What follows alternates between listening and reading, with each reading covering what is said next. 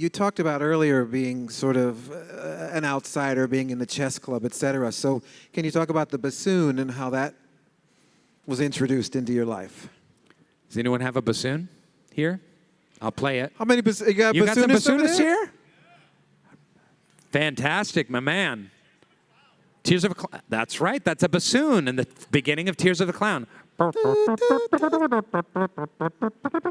thing at the beginning, right. Double reed. Sweet. Young lady, you realize you are sitting in a mud puddle. You're just going for it. You're just sitting in a mud puddle. Yeah.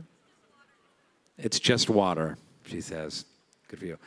Yeah, so I grew up really bone-numbingly nerdy and geeky before there was any kind of cool attached to that idea.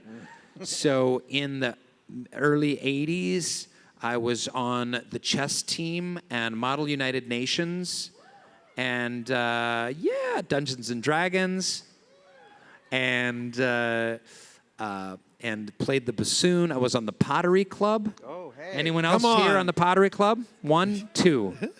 Look at that. 2, 3. You weren't really. You're just making it up. You. All of this at the same time. So I was really super nerdy. This was in suburban Seattle. And it was great. It was a great way to grow up. I mean, I was pimply and girls wouldn't talk to me, sure. But we had a lot of fun, me and my friends. And we'd go to science fiction conventions and, weekend-long Dungeons and Dragons extravaganzas. And we'd see midnight movies of Rocky Horror and, 2001: A Space Odyssey and, Monty Python, all of that stuff.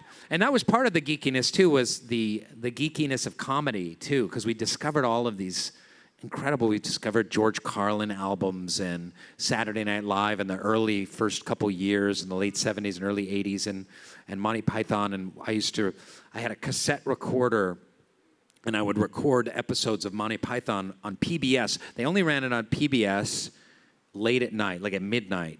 So I'd go up from midnight till 2, tape recording and flipping over the 90-minute cassettes and recording the Monty Python episodes. And then I would listen to them over and over and over again. I just didn't think there was anything like that. I'd never heard of anything like that before. It really blew my mind. So it was a great petri dish to become a creative individual, in other words.